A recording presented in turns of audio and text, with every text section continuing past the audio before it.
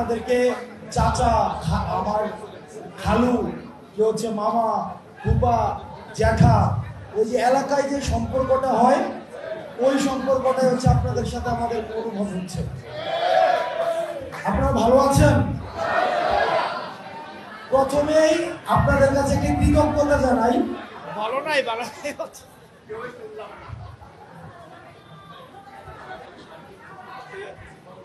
প্রথমেই আপনাদেরকে কৃতজ্ঞতা জানাই, সেটা হচ্ছে আপনারা চাইলে পারতেন, আপনারা বাংলাদেশের 3 কোটি মানুষের প্রতিনিধিত্ব করেন, প্রান্তিক জনপদ, যাদের কথা গণমাধ্যমে আসে না, যারা ক্যামেরা দেখলে মুখ লুকিয়ে ফেলে, যারা হচ্ছে যাদের 2-4 জন মানুষ ফেস করতে পারে না, গ্রামের চাষা ভোষা, যাদেরকে শহুরে কিতাবে যাদের হচ্ছে স্থান নাই, শহুরে কাঠামোতে যাদের অবস্থান নাই, ওইসব মানুষগুলোর প্রতিনিধিত্ব আপনারা করেন। আপনারা চাইলেই পারতেন ওইসব মানুষগুলোকে নিয়ে রাস্তায় নেমে যেতে, কিন্তু আপনারা এই অন্তর্বর্তীকালীন সরকারের আহ্বানকে আপনারা স্বাগত জানিয়ে আপনারা ওই পথে না গিয়ে আপনারা আলোচনায় এসেছেন। এটার জন্য আপনাদেরকে আমরা বিশেষভাবে ধন্যবাদ জানাই। আমরা খুব অবাক হয়েছি, ফুয়াদ ভাইয়ের সাথে আলোচনা হচ্ছিল বেশ কিছুদিন আগে।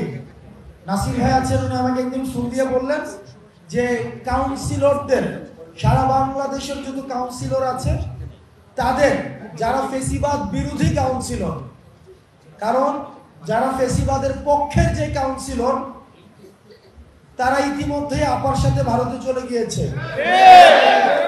অথবা যারা যায়নি তারা মাঝে মাঝে আপার সাথে একটু ফোনে কথা বলে ভারতে চলে যাওয়ার ব্যবস্থা করছে। যদি সেটাও না পারে তাও বাসার মধ্যে অবস্থান করছে এবং ফেসবুকে মূলত হচ্ছে তারা নিজেরা পালিয়ে আছে, কিন্তু আমাদেরকে বলছে আমরা পালানোর পথ পাবো না।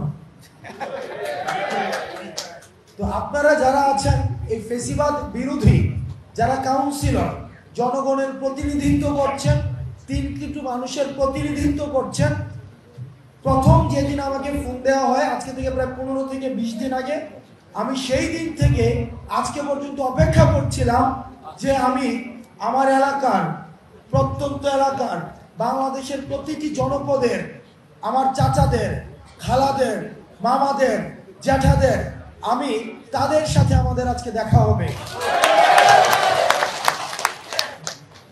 একই সাথে একটা বিষয়ে আমাদের সবারই, আমরা এখানে যারা বসেছি আমরা একমত না, সেটা হচ্ছে কাউন্সিলরদের পরিবর্তে যে অ্যাডমিনিস্ট্রেটিভ অফিসার নিয়োগ করা হবে এই বিষয়ে আমরা একমত না। এটা আমাদের স্পষ্ট অবস্থান। কারণ এই যে একটা আমলাতান্ত্রিক যে কাঠামো রয়েছে, এই আমলাতান্ত্রিক কাঠামোতে নিশ্চয়ই আমার যেই হাল চাষ করে যেই আমার কৃষক ভাই আছেন, যে তাঁতি আছেন, জেলে আছেন, কামার, কুমুর, রেমিটেন্স যোদ্ধা, যেই কৃষকের মেয়ে গার্মেন্টস কর্মী, যেই কৃষকের ছেলে রেমিটেন্স যোদ্ধা, যেই কৃষক যিনি চাষ করে দেশের অর্থনীতিকে সচল রাখে, তারা অ্যাডমিনিস্ট্রেটিভ এই আমলাতান্ত্রিক জটিলতার মধ্যে তারা যেতে চায় না। তারা যেতে চায় না বলেই তারা আপনাদেরকে নির্বাচিত করেছেন। হয়তো তাদের কারো সাথে আপনাদের ব্যয়ের সম্পর্ক, কারো সাথে তালুই, কারো সাথে বুঝেন তো এগুলা, আমার কুমিল্লাতে কারো সাথে হচ্ছে এই একটা ঋদ্ধতার সম্পর্ক। তাদের 9টা 5টার অফিসের টাইম নাই। তারা জানাজা থেকে শুরু করে, লাশের দাফন থেকে শুরু করে, সুন্নতে খতনা, নাকফুল ফুটানো, তারপর হচ্ছে যে প্রসব, যে প্রথম বাচ্চা যে জন্ম হয়, প্রত্যেকটা জায়গায় আমরা যাদের উপস্থিতি পাই সেটা হচ্ছে স্থানীয় যারা প্রতিনিধি আছে তাদের। আপনারা যেহেতু 9টা 5টার অফিস করেন না, সুতরাং আমার স্থানীয় প্রতিনিধি হতে হবে এমন প্রতিনিধি যার সাথে আমার প্রতিদিন চায়ের দোকানে দেখা হবে, যার সাথে আমার বাজারে গেলে দেখা হবে, যাকে ফোন দেওয়ার জন্য, যার বাড়ি যাওয়ার জন্য, যার বাড়িতে গিয়ে আমি দুপুরের আগে যদি যাই তাহলে আমি দুপুরের খাবারটা খেয়ে আসতে পারবো, তার সাথে আমার সম্পর্কটা হবে এমন। আমার দাদা, আমার নিজের দাদা স্থানীয় জনপ্রতিনিধি ছিলেন। আমি দেখেছি আমার বাসার মধ্যে কখনোই, আমাদের বাসায় যে যতজন মেম্বার 7 জন 8 জন, কখনো 7 জন 8 জনের ভাত রান্না করা হতো না। সব সময় 15-20 জনের ভাত রান্না করা হতো। কারণ আমার দাদা যখন বাজারে যাইতো তখন 2 জন মানুষ নিয়ে আসতো, আমার জ্যাঠা গেলে সাথে 3 জন মানুষ আসতো, আমার বাবার সাথে 2 জন মানুষ আসতো। এই যে সামাজিক ঋদ্ধতাটা, শুধুমাত্র যে জনপ্রতিনিধি আমাদের শাসন করবে, আমাদের বাজেট দিবে, আমাদের সমস্যা সমাধান করবে, শুধুমাত্র এটাই না, বরং আমাদের এই যে সোসাইটিকে একসাথে ধরে রাখার যে ব্যাপারটা, এই যে এখন শহরে, আমাদের শহরে একটা ফ্ল্যাটের মধ্যে আমরা থাকি, এক রুমে কি হয় আরেক রুম কিচ্ছু জানে না, এক রুমে একটা মা থাকে, আরেক রুমে সন্তান থাকে, আরেক রুমে হাজব্যান্ড ফেরত অফিস করে 9টা 5টায় তারা থাকে, কারোর সাথে কারো দেখা হয় না, কাজের মহিলা রান্না করে যার যার মতো করে সে খায়। এই যে আমাদের সামাজিক ঋদ্ধতাটা নষ্ট হয়ে গিয়েছে, একটাই যে জনপ্রতিনিধি এই কাজটা অন্তত করে। সুতরাং এই 9টা 5টার অ্যাডমিনিস্ট্রেটিভ অফিসার দিয়ে এই জনপ্রতিনিধির অভাব কোনোদিনও পূরণ করা সম্ভব না। দ্বিতীয়ত, আমরা আমাদের জায়গা থেকে দেখেছি আপনারা এই যে 1700 ফ্যাসিবাদ বিরোধী আপনারা যারা জনপ্রতিনিধি ছিলেন, আমরা আপনারা 3 কোটি মানুষের প্রতিনিধিত্ব করছেন। যেই 3 কোটি মানুষ ফ্যাসিবাদের বিপক্ষে গিয়ে আপনাদের পক্ষে অবস্থান নিয়েছিল, আজকে যদি আপনাদেরকে সরিয়ে দেওয়া হয় তাহলে তাদের সেদিনের অবস্থানটাকে ভুল প্রমাণ করা হয়। সেই জায়গা থেকে আমরা চাইব, আমরা এই বিষয়ে আমাদের যে এলজিআরডি মন্ত্রী রয়েছেন আসিফ মাহমুদ, আমাদের জুনিয়র, আমার ছোট ভাই, এখন মন্ত্রী মহোদয়, আমরা এই আসিফ মাহমুদকে অবশ্যই আমরা অ্যাপ্রোচ করব, এটা নিয়ে দ্রুততম সময়ে একটা কমিশন করে দিন। আমি আমার চাচার কাছে আমার সমস্যা বলতে চাই, আমি আমার ভাইয়ের কাছে আমার সমস্যা বলতে চাই, আমি আমার খালুর কাছে আমার সমস্যা বলতে চাই। আমার গ্রামের একটা মহিলা, আপনি দেখবেন একটা ঘুমটা অর্ধেক দিয়ে রাখেন, কথা বলতে লজ্জা পায়, এই পিছনে ফিরে কথা বলে সমস্যাটা বলে আবার বলতে চায় না। ওই মহিলাকে তো আপনি কখনোই আপনি একজন অ্যাডমিনিস্ট্রেটিভ অফিসারের কাছে পাঠাইতে পারবেন না।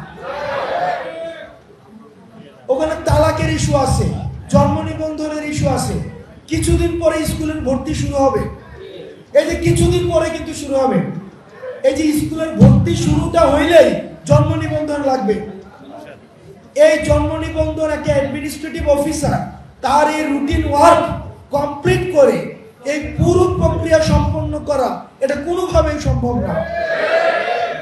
আমার এলাকায় কয়জনের জন্ম হয়, কয়জনের মৃত্যু হয়, কয়জনের জানাজা হবে, কয়জনের কি হবে, এটা কিন্তু জনপ্রতিনিধি ভালো বুঝবেন। সেই জায়গা থেকে আমরা আমাদের অবস্থান স্পষ্ট। এই ফ্যাসিবাদের এই ভয়ের অনেকে আপনাদের জেলে যেতে হয়েছে, আমি অনেককেই চিনি যারা জেলে থেকে নির্বাচন করে হচ্ছে জিতেছে, তো ওই মানুষগুলোকে আমরা সম্মান জানাতে চাই। আর আজকে এই 4 দেয়ালের মধ্যে যারা রয়েছেন, আমরা বিশ্বাস করি তারা হচ্ছে ফ্যাসিবাদ বিরোধী শক্তি। যদি সেটা না হতো তাহলে তারা কখনোই এই সেমিনার রুমে অন্তত আমাদের সামনে আসতো না।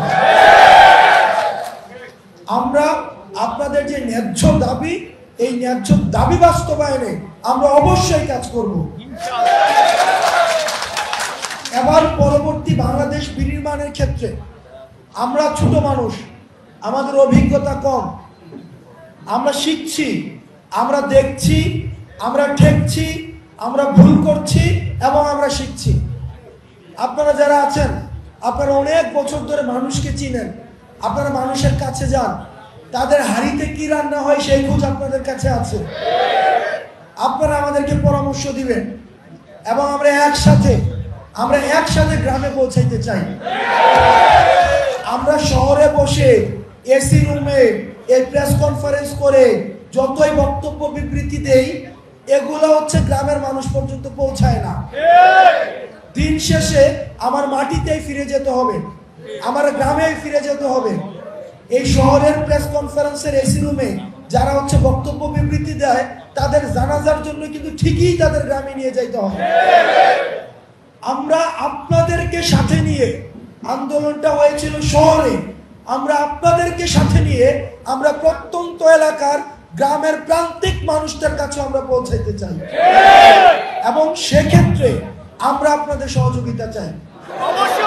আমরা আপনাদের মধ্য দিয়ে, আপনাদের সহযোগিতা নিয়ে আমরা ওই গ্রামের মানুষদের কথাগুলোকে আমরা হচ্ছে শহরে আমরা হচ্ছে পৌঁছে দিব, এবং সেই জায়গা থেকে এই অন্তর্বর্তীকালীন সরকারকে সফল করা এবং পরবর্তী বাংলাদেশ বিনির্মাণ করার ক্ষেত্রে আপনাদের অবদান অপরিসীম।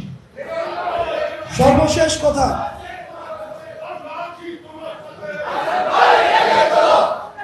আচ্ছা আপনারা আমার সাথে না, আপনারা এই বাংলাদেশের সাথে থাকলেই হয়েছে। আপনারা এই বাংলাদেশের পক্ষে থাকেন, আপনারা নিজের সাথে থাকেন। আমরা যখন সবাই বাংলাদেশের পক্ষে থাকবো, তখন এই ভারতে বসে যেই দালালরা আছে, ফ্যাসিস্টরা আছে, যত ষড়যন্ত্র করুক না কেন, কখনোই কিছু করতে পারবে না। কারণ হাসিনার পক্ষে সবাই ছিল, আর তারা বাংলাদেশের পক্ষে ছিল না, যার কারণে তাদেরকে পালাই যেতে হয়েছে। সর্বশেষ কথা, আমি হয়তো আপনাদের কারো ভাতিজা, আমি আপনাদের কারো ছোট ভাই, আমি আপনাদের কারো সন্তান তুল্য, আমি আপনাদের কারো নাতির বয়সের। আমি আপনাদের কাছে একটা অনুরোধ করব, আপনারা দয়া করে এমন রাজনীতি করবেন যে রাজনীতি করলে ক্ষমতায় না থাকলেও যেন পালাই যাইতে না হয়। আপনারা ভালো থাকবেন। আপনাদের সাথে আমাদের 56,000 এই যে বর্গমাইল, 1,47,000 এই যে কিলোমিটারের আমাদের যে বাংলাদেশ রয়েছে, টেকনাফ থেকে তেঁতুলিয়া, রূপসা থেকে পাথুরিয়া, প্রত্যেকটা গ্রামে আপনাদের মাধ্যমেই দেখা হবে। আসসালামু আলাইকুম।